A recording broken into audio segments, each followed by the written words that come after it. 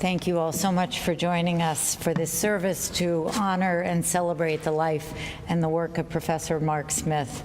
With us today are some people who've traveled very great distances to be with us, people like John Hardy from London and George Perry from Texas. So a special welcome to those of you who came from quite a ways to spend this time with us. Also speaking are people from here on campus, and of course Gemma herself will be speaking to you later. Together, everyone is going to paint a portrait of a brilliant scientist, a caring friend, a revered mentor, and a beloved father and husband. And as eloquent as I'm certain everyone will be, I also know that no words can begin to capture the outsized personality that was Mark Smith. His energy and intensity, his passion and persistence, his wit and wisdom. This was a man who did not simply live life, he devoured it, somehow managing to do everything all at once. He published at a pace that made Richard Hanson's Mighty Mice look like plodding turtles. He believed so fiercely in his students' potential that he practically willed them to excellence. And he committed himself so completely to curing Alzheimer's that he was compelled to challenge common wisdom, even when his position sometimes risked scientific ostracism and even funding. Like so much about him, Mark Smith's integrity knew no bounds. And yet, even with all that he gave to his research and his students, Mark Smith never succumbed to solemn self-importance. He loved sport, especially soccer, and rehabbing houses, including his own, and he found fun in many activities, and through his sheer exuberance, he inspired others to do the same. After Mark's death, the Journal of Alzheimer's Disease created a memorial page online. As of last night, more than 160 people had posted recollections. They write from India and Serbia, Russia and Korea, Japan, and Great Britain. Many are close colleagues of Mark's, but a remarkable number are individuals who report meeting Mark once at a conference, of feeling a special sense of connection sometimes by virtue of the times they cite his papers in their own work. Then there are the students. The postdoc he took on and put up in his own home for the young man's first few weeks in town. The graduate student who swears that Mark literally saved her life when he took her into his lab. The undergraduate who writes, to Mark's sons, know that all these people your father touched will bend over backwards for you and your mother, just so they can attempt to take away your pain. William and Luke, your father was a special man. As enormous as his legacy is in research and mentoring, he called you his greatest works. Thank you for being here tonight so we can tell you a bit about how much we admired and respected him. Good afternoon. It's been 50 days since many of us gathered at the Church of the Holy Angels to say goodbye to Professor Mark Smith. We now are well into the new year and into the new semester. People have returned to their regular routines. And yet, as the President has said, we all feel that enormous hole, that absence of a colleague, teacher, mentor, and friend. Given his personal productivity as a scholar and broad service, as the President has just discussed, on editorial boards, other organizations, it's quite remarkable that Mark actually managed to be an amazing advisor and mentor to so many. Yet that is exactly what he was. He received his first mentoring award 8 years ago from Gilmore Academy. Yes, he even found time to mentor high school students. He went on to receive several additional honors for his engagement with young scientists, culminating in a 2009 Bruce Jackson MD Award for excellence in undergraduate mentoring. Those of you who witnessed those commencement exercises may well remember the occasion, as the student who nominated Mark bounded on stage at the announcement of the award. I would say that the two embraced, but that would be an understatement. It was more like a cross between a rugby tackle and a bear hug. That was Mark. Somehow, between all that groundbreaking science and support for students, Mark also found time for university service. He was the president of the Case Western Reserve chapter of the AAUP, and more recently, chair of the Faculty Senate Compensation Committee. It's in this latter role that I had the opportunity to work closely with Mark. Make no mistake, Mark favored significant financial support for the faculty. He was a passionate and persistent advocate, pressing for answers, offering solutions, articulating his case quite well. Yet no matter how strong his opinion or limited my ability to provide greater support, Mark always proved unfailingly polite and professional.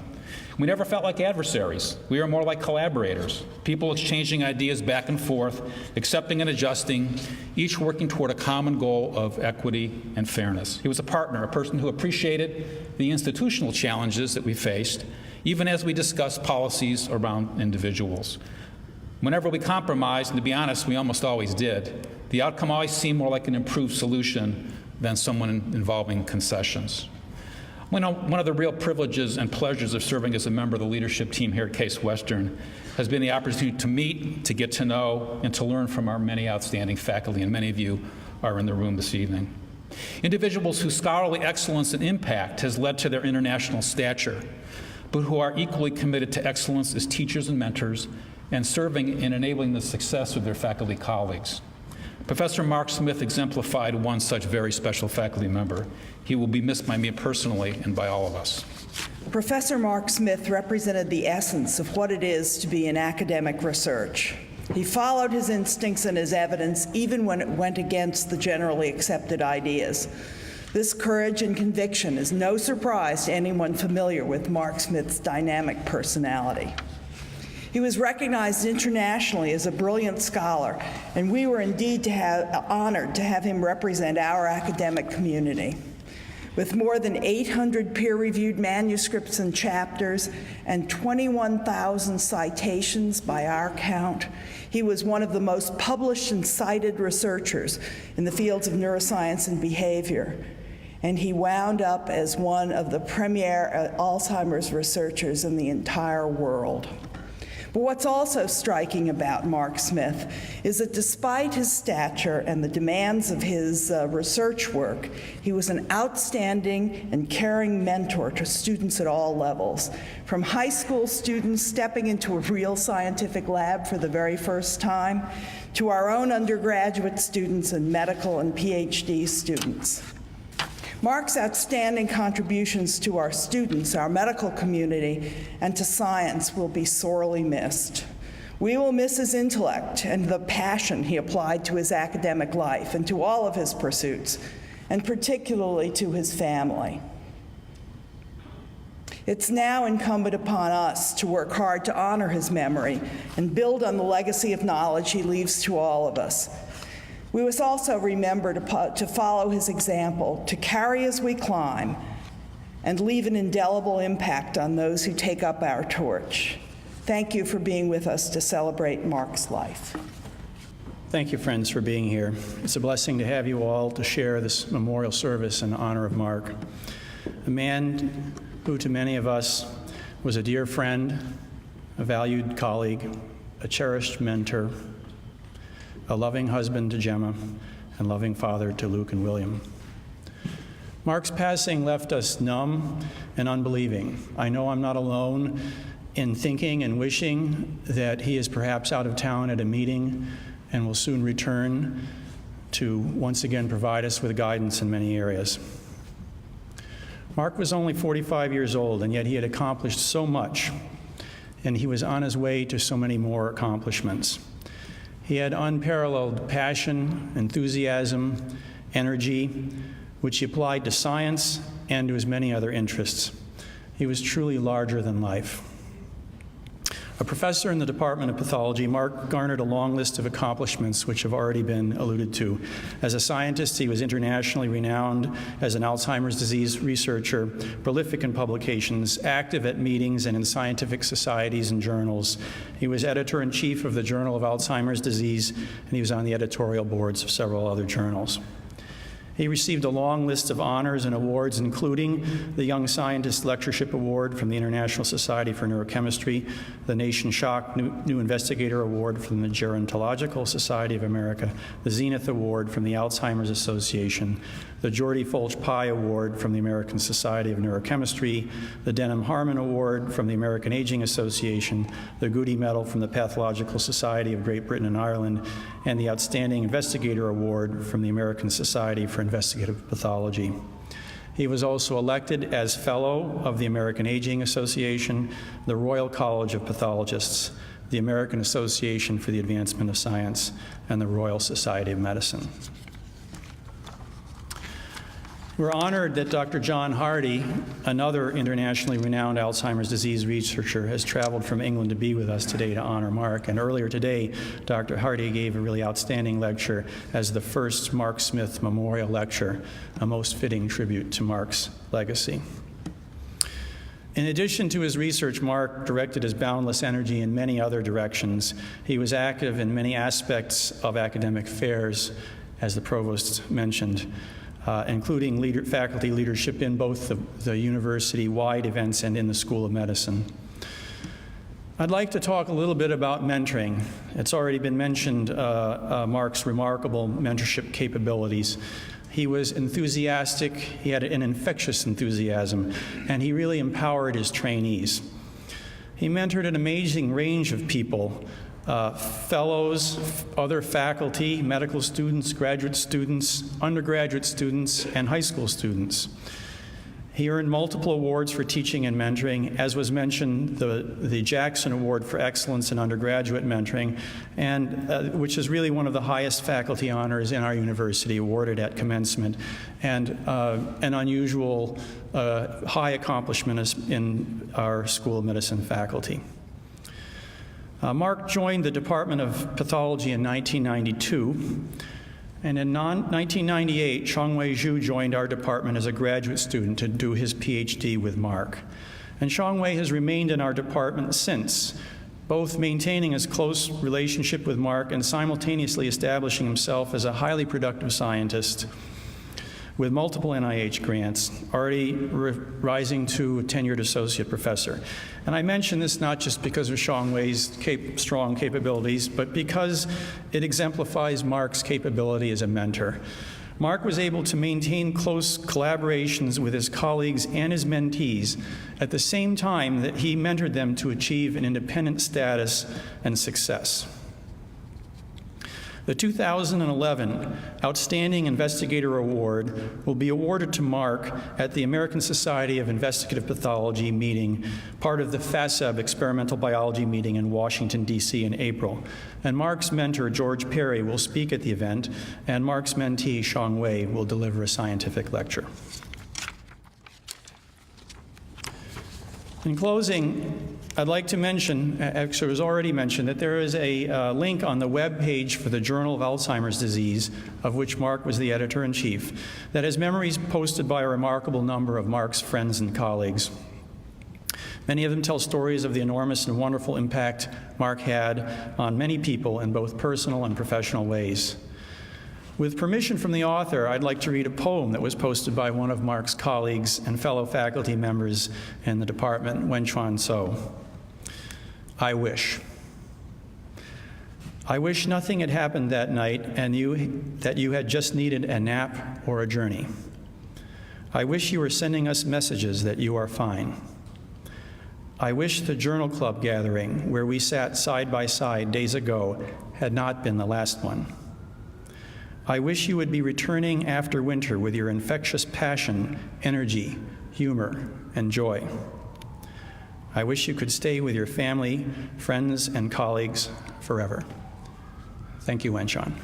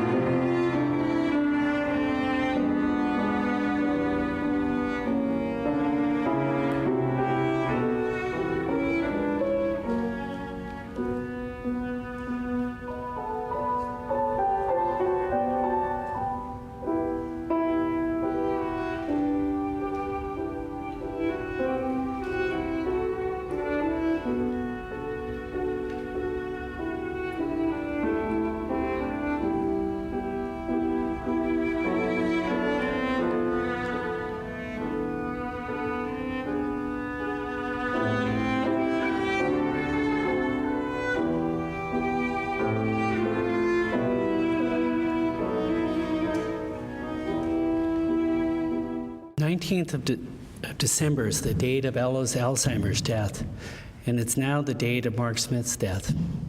And both, in a very short lifetime, defined the field instead of convention. Alzheimer created not only the definition of Alzheimer's disease, but the mind-body connection by discovering the cellular and pathological link for the commonest form of dementia, laying the foundation for the modern fields of neurology and psychiatry. Mark's efforts were no less radical. In the same tradition of Alzheimer's, Mark was the first proponent of Alzheimer's disease being governed by the laws of biology, rather than just the pathological changes that have been so well known over the previous century. While he's best known for questioning the amyloid hypothesis and winning the debate with John Hardy this past year, as all of you heard earlier today, and conceded by John, I need to make sure I get that in the record, he fundamentally had a distrust for any mechanism that did not rely on evolutionary adaptation of successful aging. That's why he was so active in the Aging Association, and basically had a distrust of any authoritarian figure pushing things down on him, as university administrators might well know. And so it wasn't just the issue of amyloid beta or tau, or even his dear oxidative stress being important in Alzheimer's disease. Mark understood that these were changes that were all responses to injury. And he really wanted to understand how those responses define the disease and how they were open to therapeutic intervention. Mark's contributions span the field of Alzheimer's disease, not only from oxidative stress, but cell cycle reentry. He was the first person, together with groups in England and Germany, to publish cell cycle reentry, gonadotropins, mitochondria, questioning the amyloid cascade hypothesis, and more recently, leptins, and beyond that. He was the most prolific author in Alzheimer's research in the last decade, and the fifth most cited. In addition, he won numerous awards that you've heard enumerated by Cliff Hardy.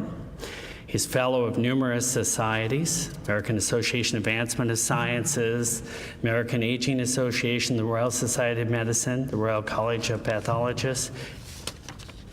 But his greatest pride really was service, ranging from editing together with myself the Journal of Alzheimer's Disease for the last 5 to 10 years, being executive director of the Aging Association, organizer of numerous meetings, and participate in grant reviews by the NIH and the VA and other grant sessions, and being on a record number, which he told me could never be surpassed by anyone, just a few days before his death, 200 editorial board memberships. We always had a running issue about who could be on more editorial boards than the other, and he beat me, hands down. Mark simply could not say no in his field or to the university. When I left Case, he quickly stepped in to be president of the American Association of University Professors, a position which I always told him would be the most rewarding position he could ever have, working with the administration here. And he headed the faculty council in the School of Medicine this year. And it's no surprise that many of the societies he's worked at have named their Rising Investigator Awards after Mark. Soon, within days after his death, we received memos that lectureships, new scholarships, student awards were being named after Mark Smith. Over 20 journals have asked for an obituary, which I still haven't written. I'll eventually get to it, Beth. It's just not a hard thing, not an easy thing to do. The outpouring of remembrance about Mark Smith from 80 researchers throughout the world has really been astonishing. You can read them at the Journal of Alzheimer's site. I wasn't aware that it was over 160. I thought it was over 100, surely.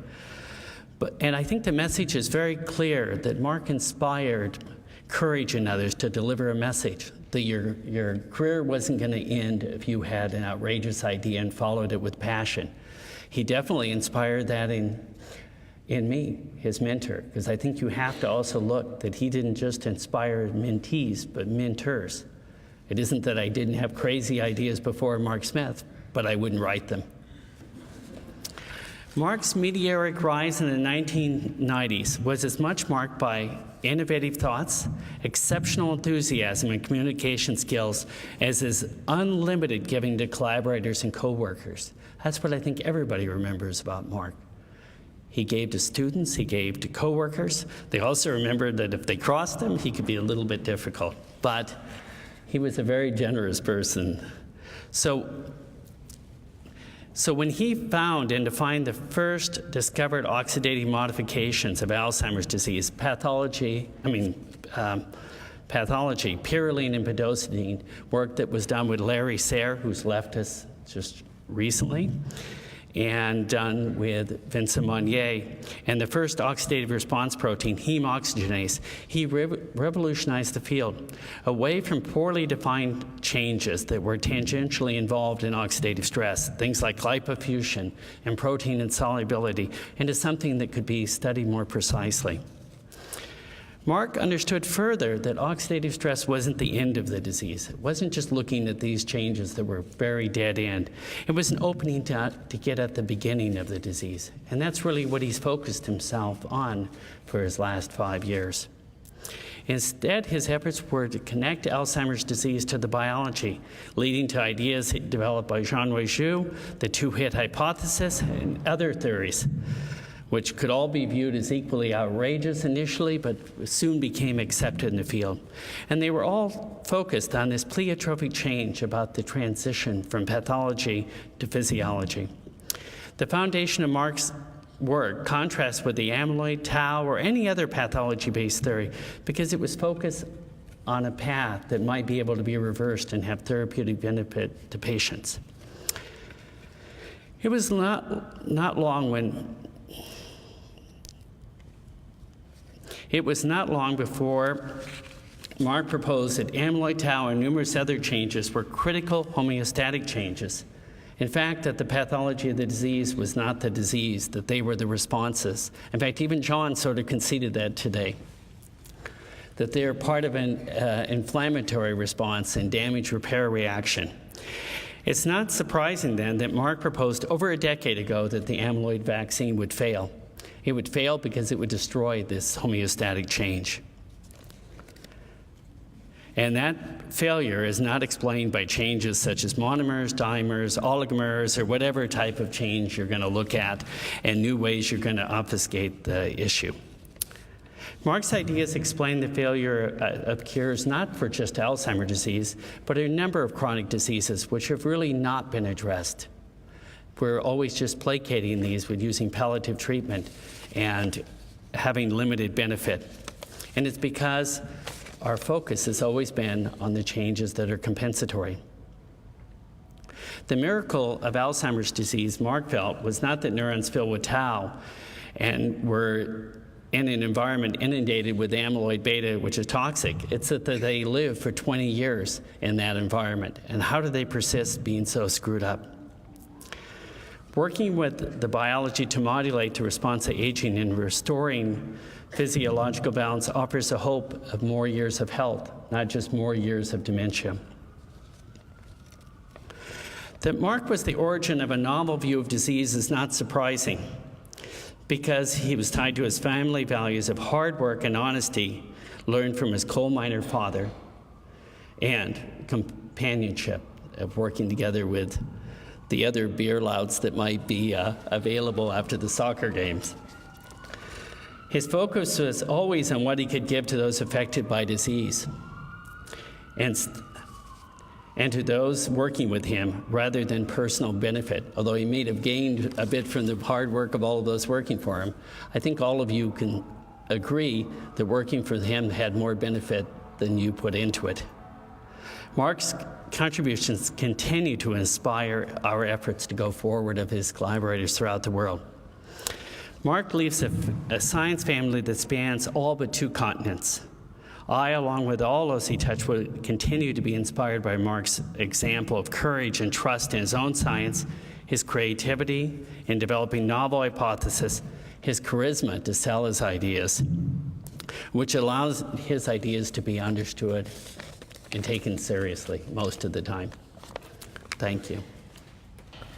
You know, those of you who are scientists will know that Mark and I were often opponents, but although we were opponents, we were never other than friends, always. And really, I kind of feel that part of my job tonight is to claim Mark back for England, really. Those of you who are Americans, I'm sure you've heard the expression about England and America, that they're two nations divided by a language. And that's really true. I lived here for 15 years, and I felt misunderstood, I have to say, until I went home again. You know, if you want somebody to be rude to you here in America, you hire an English guy. I would say, just think about it. The Oscars, Ricky Gervais, Borat. You know, if you want somebody to be rude to you, hire an English person. And that's what you get. You get somebody who's going to be rude to you. You're going to find them funny. And I remember, when I think about Mark, I always think of a line from an Elvis Costello hand, and I'm sure that the administration here think this too. And I feel this within myself, but I have to say that I managed to damp it down perhaps more than Mark. The line from the Elvis Costello song is, "I want to bite the hand that feeds me, I want to bite that hand so hard." And that I'm sure, I really, believe me, as an English person, I really understand. Really understand that feeling. And, you know, you can see the difference between England and America when you watch C-SPAN. If you watch the Senate, everything is icy politeness. You know those guys hate each other. But it's icy politeness. Never a word, always procedure. If you watch the House of Commons, it's like a bear pit. They're shouting and screaming at each other. This is a different culture. And, it's really different. But Mark was a special person. He always told you what he thought. And, you know, he's working class, and I really understand that too. Because, you know, a working class guy in England has a tough time. I'm from a lower middle class background. Mark was from a working class background, and that's a tough haul in England. It's still a society, I love England, but it's still a society where a working class background is tough. And, you know, I can really understand. Why would you come to America? Well, you come to America because although they don't really understand you, at least they give you a damn good chance. And that's why he came to America. And it's why I came too. I went back though. I really appreciate him. You have to really understand where he comes from, which is working class England. And, you know, he's a fighter. I say he is. It seems impossible to believe, as others have said, that he's not here, because I was arguing with him about Doc Martin boots on the internet in mid-December. I can't believe that he's not here to try that argument out on me again. So why would an English person come to America? Well, to live the American dream. And what is the American dream? Well, part of the American dream is the scientific dream, really. I came here for the same reason. You really get a chance to do something. Mark, I looked just this afternoon, got 3,000 citations. So, you know, how many papers you publish is one thing. How many people think your work is important is another thing. 3,000 citations last year is really something. Georgia mentioned this too. But what is the American dream? Well, I tell you, the American dream's on the back of here.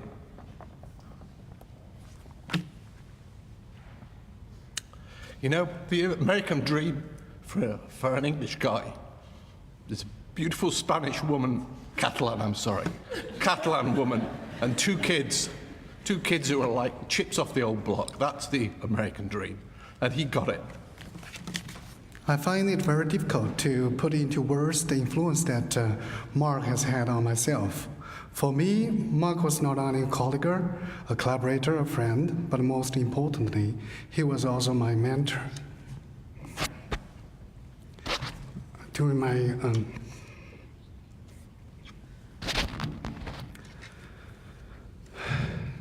my whole career, from a graduate student to postdoc and to faculty,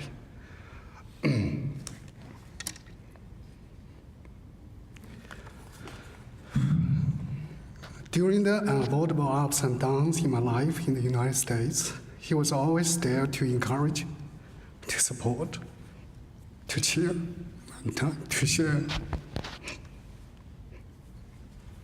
Sorry.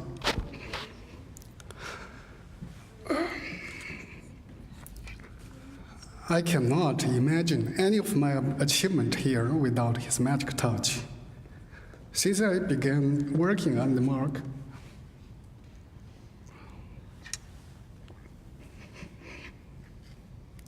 as a graduate student in 1999, there have been three things that I think define him as a mentor.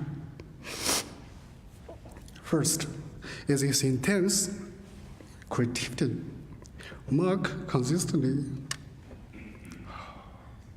sorry.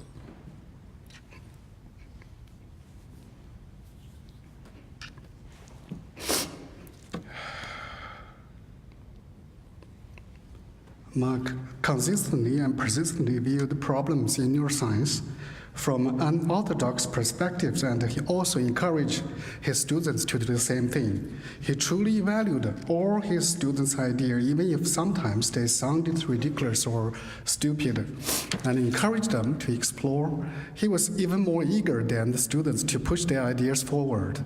Looking back at my relationship with Mark when I was a student, I remember how he encouraged me to develop my own ideas. Mark gave me the confidence to believe in myself and gave me the room to both fail and succeed.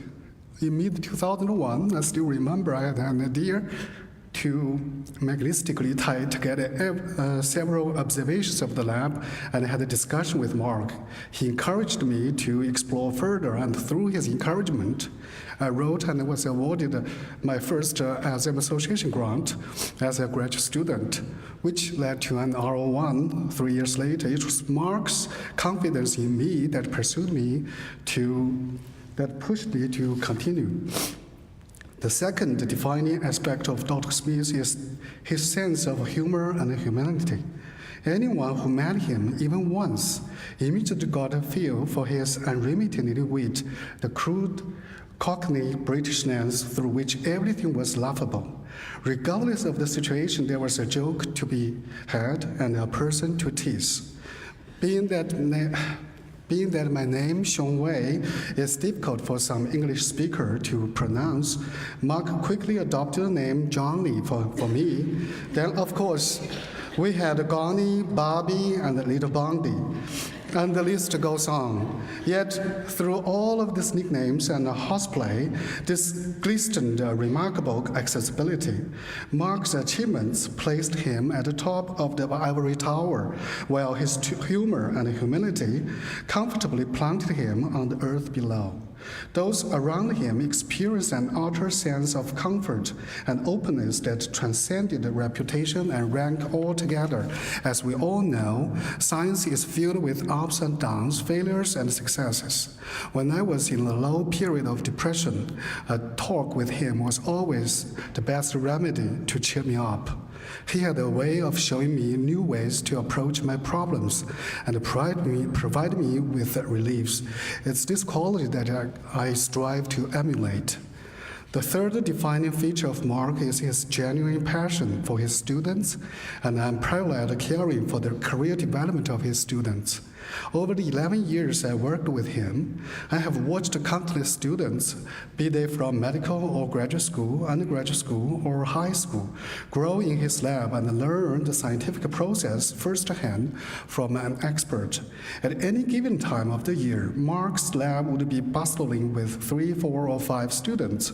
Even more, each individual would be working separately and relatively autonomously on an important lab project.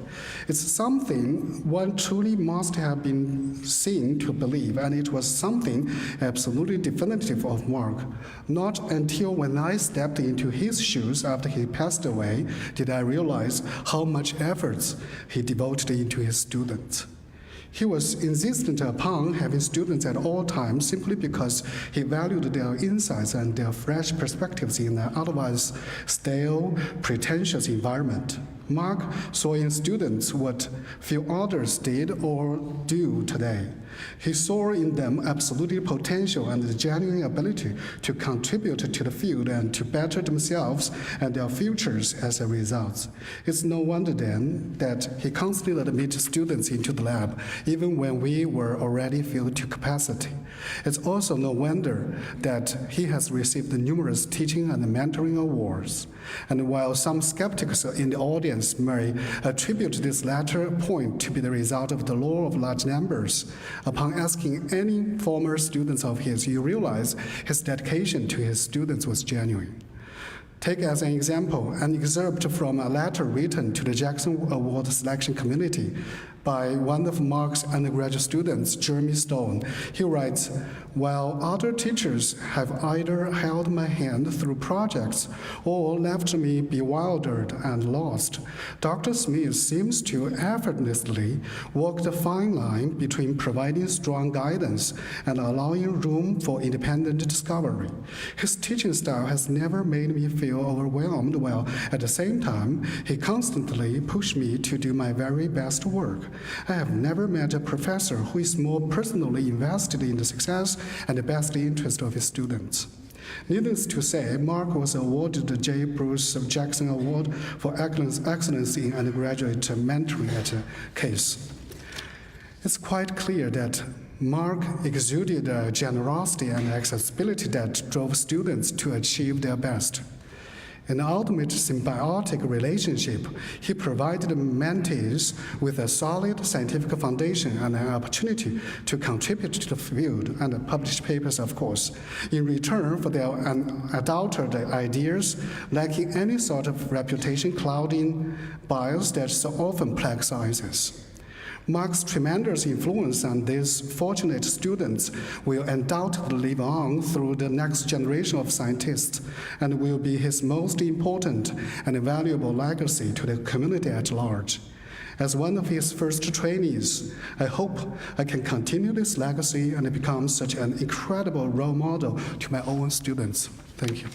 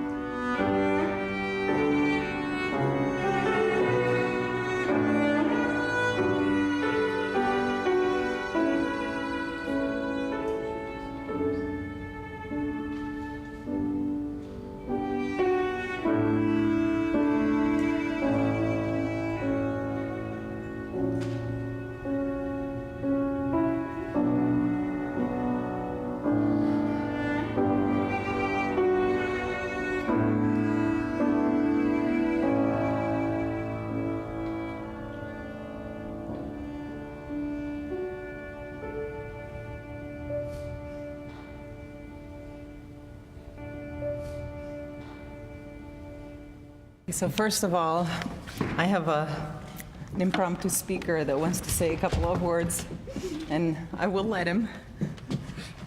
Come on.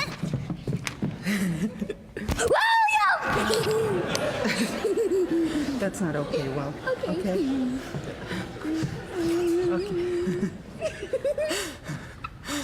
It's Mark's son, okay? William, are you going to say it or are you going to go, baby? Okay. Don't yell. Don't yell. You can leave it like that. Okay. Come on. All right. Okay, go. Go. William, please.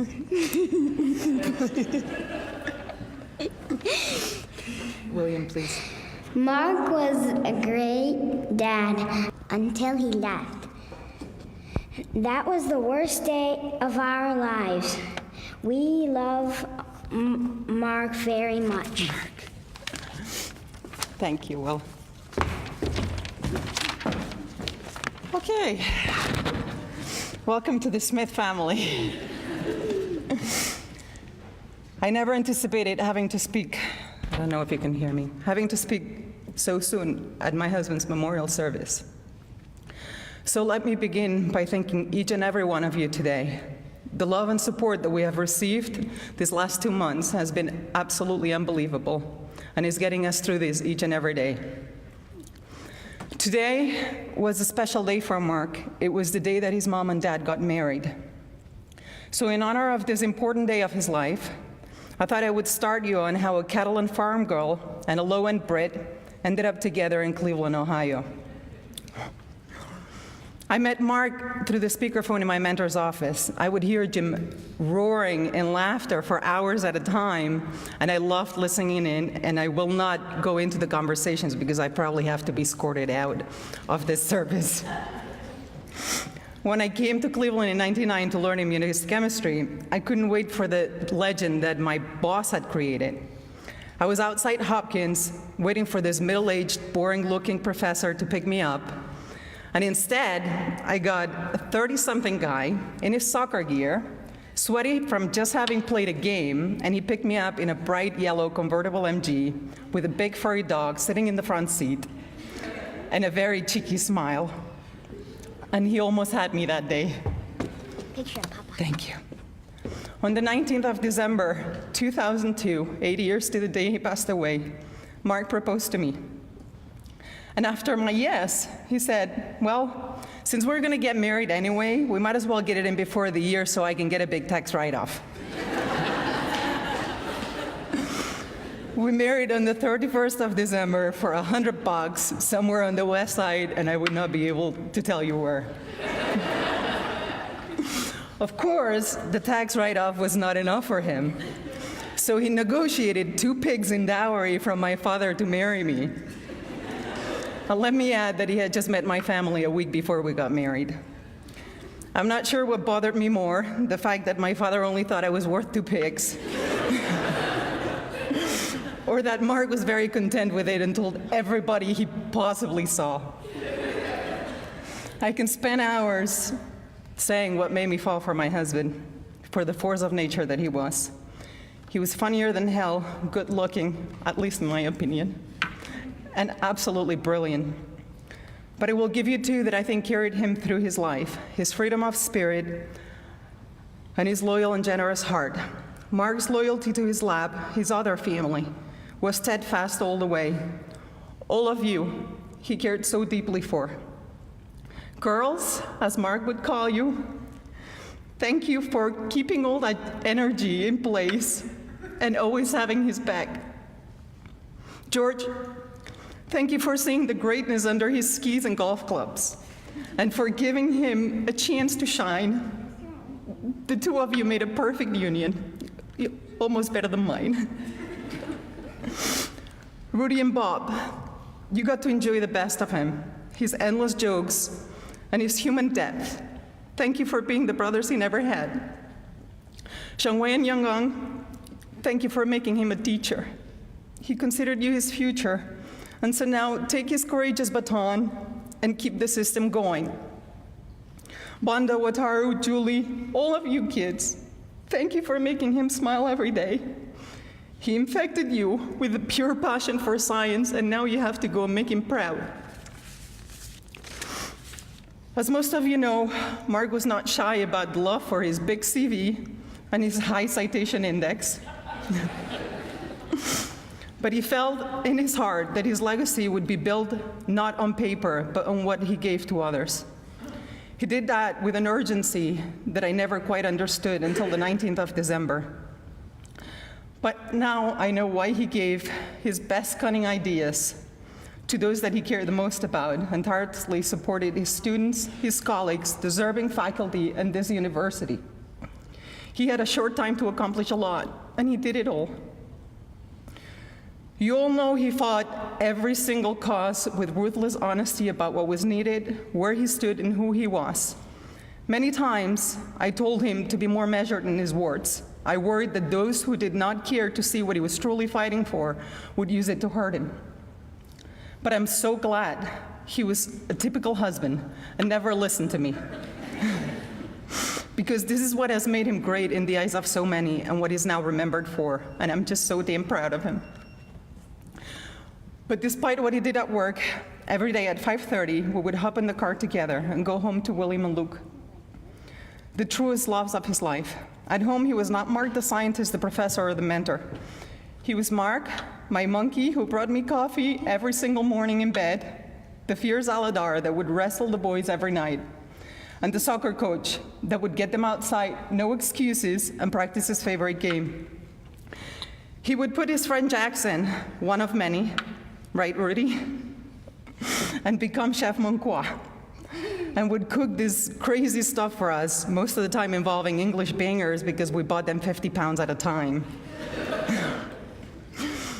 But few of you know his dirty secret, his love for British soaps. Every night, a can of condensed milk would disappear, and the world would stop when he watched EastEnders and Corey. However, his true love was old and cheap stuff. He loved his thrifties and his old houses and his old cars, and thank goodness for me, he loved repairing them too. To our friends, he was the fun-loving, hilarious maid who worked at Case and was ridiculously proud of being British and of humble origins. He was a guy that adored his mega wings, his mega hot wings, a good game of soccer, a good pint, and his golf, never the professor. And this is the man he died as, having a laugh with his mates. Few of us have the chance to marry our soulmate, and I did. We used to joke that no one else would put up with either of us. He made me laugh a lot, and at times he made me cry, but he was always my other half. In my heart, he will always be the man that helped me grow as a human being and as a scientist. The man that gave me the most precious treasure of all, our boys, who got to enjoy their papa way too short. With his beautiful, spirited personality, his loud voice, and his golden heart, he has made me, and all of those that got to love him, better people. I have been truly blessed to have him for 9 years, and now I miss him so much. I'm going to end by telling you that the other day, the boys and I were reading a book of nursery rhymes that their dad had bought right before he died. And we bumped into a particular song, which is in all of your programs. You're going to get to sing tonight, I'm sorry. When I started reading, their faces lit up, and they said, "Mama, this is the song that Papa used to sing us when he put us to bed." I couldn't think of anything better to honor my husband's spirit, the relationship he had with his two treasures, and the time they had together than to have my dearest, very dearest colleague at this university, Richard Hansen, and you all sing "Hush, Little Baby" to William and Luke. Thank you. Thank you all.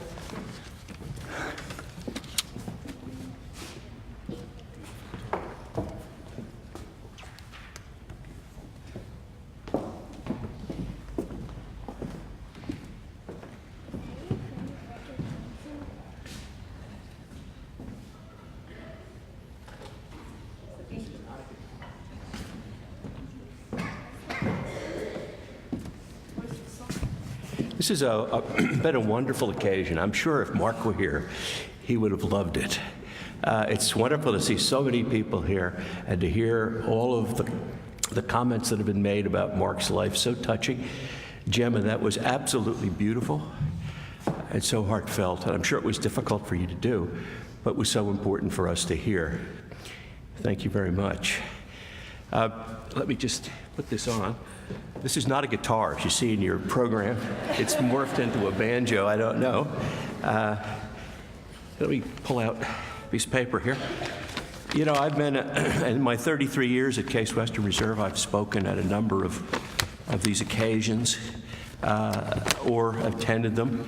And I must say, this is the saddest one that I've ever attended, given the circumstances, and I think you all know they were referred to today. However, you don't have to look at Mark's picture to know that he did not want you to leave here tonight in a sad mood.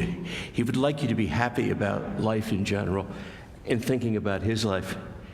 And Gemma asked me to lead a song. Now, we've had some absolutely great music here tonight. I want to just compliment the musicians. Emily and Stephen, absolutely wonderful. I think we should give them a round of applause, if you will.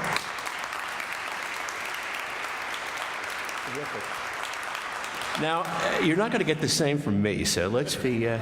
However, the nice part about this is that you have to sing. And to make it easy, we put the words in the program. And this is a song that... This is a song, you can hear that, a song that many of you know. You may have sung it to your children. And I know Gemma wanted this because Mark sang it to his boys. So let's see. Now, you've got to sing, and I'm not here to do the work. Let's hear you. Hush, little baby, don't say a word. Papa's gonna buy you a mockingbird. And if that mockingbird don't sing, Papa's gonna buy you a diamond. I can't hear you now. If that diamond ring is brass, Papa's gonna buy you a looking glass. And if that looking glass gets broke, Papa's gonna buy you a billy goat. And if that billy goat won't pull, Papa's gonna buy you a cart and bull. And if that cart and bull turn over, Papa's gonna buy you a dog named Rover. And if that dog named Rover won't bark, Papa's gonna buy you a horse and cart. And if that horse and cart falls down, you'll still be the sweetest little baby in town. You're gonna clap for yourself. One more thing. You know, life is a journey, as you all know. That's kind of a cliche, but those of us who are far along in the journey know what I mean. And we also know that time isn't on our side in this journey. But I'd like to close with one more song. It's a song that Mark sang with me and Gemma and some of the people in this room at an occasion in September that was far happier. And the song is called When I'm on My Journey. It's a spiritual, and you may know it, and it's great for this kind of audience because the words all repeat. And so it goes something like this. When I'm on my journey, don't you weep after me. When I'm on my journey, don't you weep after me. When I'm on my journey, don't you weep after me. I don't want you to weep after me. Let's go now. When I'm on my journey, don't you weep after me. When I'm on my journey, don't you weep after me. When I'm on my journey, don't you weep after me. I don't want you to weep after me. Okay, every lonely river must go home to the sea. Every lonely river must go home to the sea. Every lonely river must go home to the sea. I don't want you to weep after me. Well, high up on the mountain, leave my sorrow down below. High up my sorrow down below. High up on the mountain, leave my sorrow on below. I don't want you to weep after me. Okay, last verse. When I'm on my journey. Now sing it so Mark can hear it. When I'm on my journey, don't you weep after me. When I'm on my journey, don't you weep after me. When I'm on my journey, don't you weep after me. I don't want you to weep after me. You're great, great. And Mark, wherever you are.